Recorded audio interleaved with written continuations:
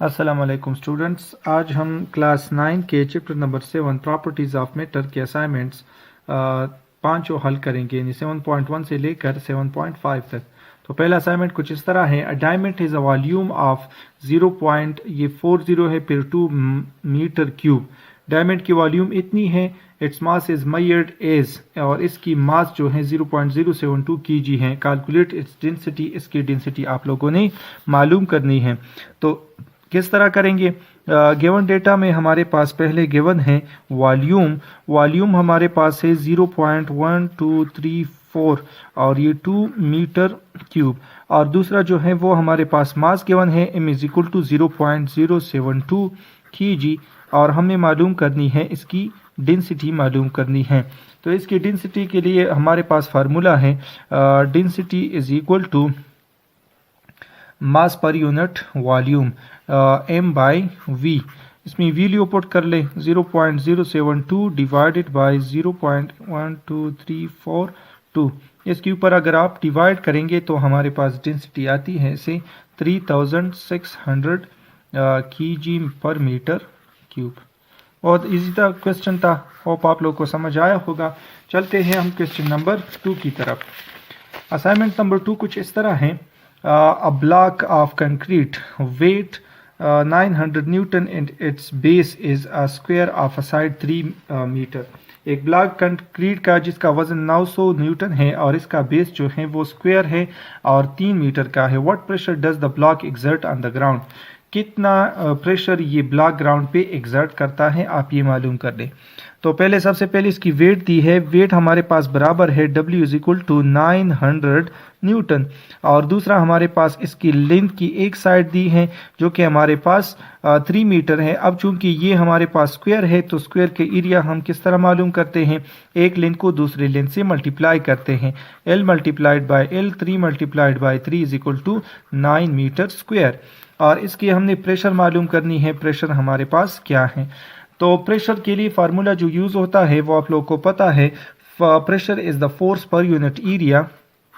यहाँ पे फोर्स जो है वो हमारे पास W के बराबर है, तो फोर्स की जगह अपने W की वैल्यू पुट करनी है। तो ये हमारे पास कुछ इस तरह हो जाएगा 900 divided by 9 which is equal to 100 newton per metre square.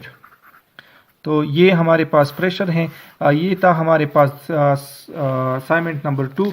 अब चलते हैं असाइनमेंट नंबर 3 की तरफ। असाइनमेंट नंबर 3 हमारे पास कुछ इस तरह है। What is the pressure at the depth of 100 metre below the surface of water? Surface of water से, फॉर एग्जांपल ये सरफेस ऑफ वाटर है, ये यहाँ से 100 मीटर नीचे यहाँ पे हमारे पास प्रेशर कितना होगा, आपने ये मालूम करना है। तो बहुत सिंपल सा क्वेश्चन है।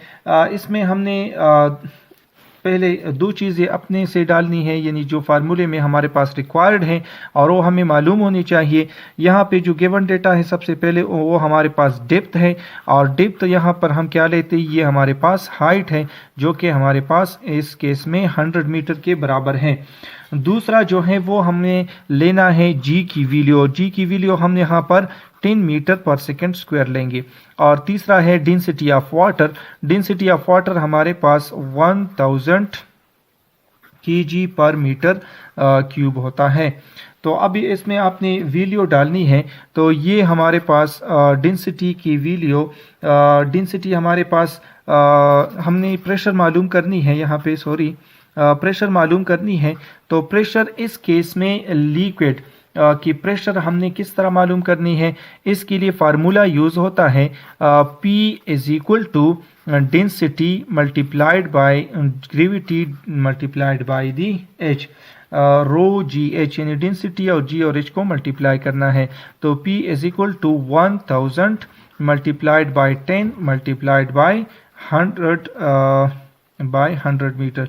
तो इन तीनों को मल्टीप्लाई करने से हमारे पास आता है 10 पावर 6 पास्कल। तो इतना प्रेशर जो है, अगर सतह पानी के सतह से नीचे 100 मीटर हम नीचे चले जाए तो हमारे पास 10 पावर 6 पास्कल प्रेशर बनता है।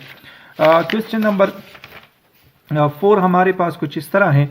Geologist finds that a moon rock whose weight is 90.9 Newton has an apparent weight of 60.6 Newton. Geologist ने एक मून रॉक देखी जिसकी वेट जो है वो 90.9 है और इसका पेरेंट वेट जो है वो 60.6 न्यूटन है जब इसको पानी में डुबोया जाए।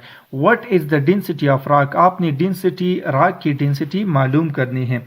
तो सबसे पहले इन्होंने हमें वेट ऑफ रॉक दी है इन एयर, जो कि हमारे पास इसका एक्चुअल वेट है, तो हम इसको लिखते हैं weight A which is equal to हमारे पास 90.9 गिवन है।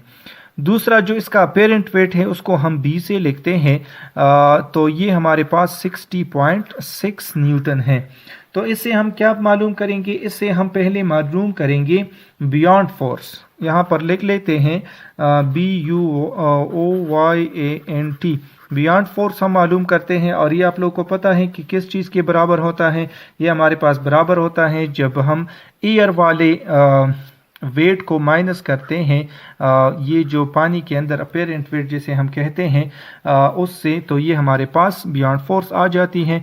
तो इसको माइनस कर लें, 90.9 माइनस 60.6, तो ये हमारे पास बनता है 30.3 न्यूटन। तो बियॉन्ड फोर्स हमारे पास इतना गया। अब हमने क्या मालूम करना है? अब हमने मालूम करना है what is the density of the rock. Density of the object हमने मालूम करनी है। इस केस में रॉक जो है हमारे पास डेंसिटी ऑब्जेक्ट है। तो इसके लिए जो फार्मूला हमारे पास यूज़ होता है वो है, हम लेते हैं इस ऑब्जेक्ट की वेट, यहाँ पे हमारे पास वेट ए होगी जो एरिया में है, और इसको डिवाइड करते हैं बियॉन्ड फोर्स के ऊपर, और ये हमारे पास बराबर होती है इसी ऑब्जेक्ट की डेंसिटी को जब हम डिवाइड करते हैं जो वाटर डिस्प्लेस करती है हमारे पास जब इसको हम सबमर्ज करते हैं, यानी डेंसिटी ऑफ वाटर हम लेंगे। और डेंसिटी ऑफ वाटर आपको पता है कि किसके बराबर होती है? वो 1000 kg पर मीटर क्यूब के बराबर है। अब हमने ये मालूम करना है तो इसको हम एक तरफ कर लेते हैं और बाकी जो है WA मल्टीप्लाई करेंगे इसको डेंसिटी ऑफ वाटर के साथ और इसको डिवाइड करेंगे बियॉन्ड फोर्स के ऊपर। तो ये हमारे पास कुछ इस तरह बनता है। पहले हम इसमें वैल्यू पुट कर लेते हैं। WA की वैल्यू हमारे पास 90.9 है और इसको मल्टीप्लाई करेंगे डेंसिटी ऑफ वाटर के साथ जो कि 1000 बनती है और इसको डिवाइड करेंगे 30.3 के ऊपर। तो आप ये कैलकुलेशन कर लें, इनको मल्टीप्लाई कर ले, फिर इसको इसके ऊपर डिवाइड कर ले, तो हमारे पास इसकी डेंसिटी ऑफ द रॉक जो है वो आती है 3 × 10³ kg पर मीटर क्यूब।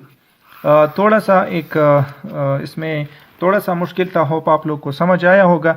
अगर आप यहाँ तक पहुँचे हैं तो प्लीज़ हमारी वीडियो को लाइक कर लें और चैनल को ज़रूर सब्सक्राइब कर लें। चलते हैं आखिरी असाइनमेंट की तरफ, और आखिरी असाइनमेंट हमारे पास कुछ इस तरह है। An electric wire of length 2 meter and cross-sectional area 0.02 meter square is stretched 0.10 meter within elastic limit by a 300 Newton weight. एक इलास्टिक वायर है जिसकी लेंथ 2 मीटर है, क्रॉस सेक्शनल एरिया इसकी इतनी है और इसको 0.1 मीटर तक स्ट्रेच किया गया अपने इलास्टिक लिमिट तक 300 न्यूटन वेट के साथ। Calculate the young modulus of the material. आपने मटेरियल की यंग मॉडुलस मालूम करनी है कि वो क्या है। तो जो डेटा हमारे पास गिवन है उसको पहले लिख लेते हैं। सबसे पहले इन्होंने लेंथ दिया हुआ है जो कि लेंथ हमारे पास बराबर है 2 मीटर का। दूसरा इन्होंने एरिया दिया है जो कि हमारे पास 0.02 मीटर स्क्वायर है। इसके बाद इन्होंने एक्सटेंशन दी है जिसको हम x से लिखते हैं और वो हमारे पास इस केस में 0.01 मीटर के बराबर है। और वेट जो हमारे पास फोर्स है वो हमारे पास कितना है 300 न्यूटन, और कहता है कि आपने यंग मॉडुलस जो है वो मालूम करनी है। यंग मॉडुलस के लिए हमारे पास एक फार्मूला है, इसको हम y से लिखते हैं। यंग मॉडुलस के लिए जो फार्मूला यूज़ होता है आपको पता है कि यंग मॉडुलस हमारे पास स्ट्रेस बाय स्ट्रेन के बराबर है, और स्ट्रेस बाय स्ट्रेन के लिए जो फार्मूला यूज़ होता है वो आपको पता है। स्ट्रेस हमारे पास बराबर है F/A यानी फोर्स पर यूनिट एरिया, और X/L यानी एक्सटेंशन को हम ओरिजिनल लेंथ के ऊपर डिवाइड करते हैं। इसको आप अगर सही तरह लिखते हैं तो यंग मॉडुलस हमारे पास कुछ इस तरह बनता है F × L divided by A × X। तो इसमें हम वैल्यू पुट कर लेते हैं और इसको कैलकुलेट करते हैं। फोर्स हमारे पास 300 न्यूटन है और इसको मल्टीप्लाई करते हैं एल के साथ जो कि 2 है, डिवाइड करते हैं एरिया के ऊपर जो कि 0.02 है और मल्टीप्लाई करते हैं एक्स के ऊपर जो कि 0.1 है। आपने यह इसको मल्टीप्लाई करना है, ये हमारे पास 600 बन जाएगा और ये जो भी बनता है इसके ऊपर डिवाइड करेंगे तो ये हमारे पास बनता है 3 × 10⁵ Newton per metre square. Newton per metre square इसका जो है हमारे पास यंग मॉड्यूलस का यूनिट है। होप आप लोग को ये असाइनमेंट्स भी समझ आए होंगे। अगर कोई भी मुश्किल है तो प्लीज़ कमेंट कर लें, चैनल को सब्सक्राइब कर ले और इस वीडियो को ज़्यादा से ज़्यादा शेयर कर ले। वस्सलाम।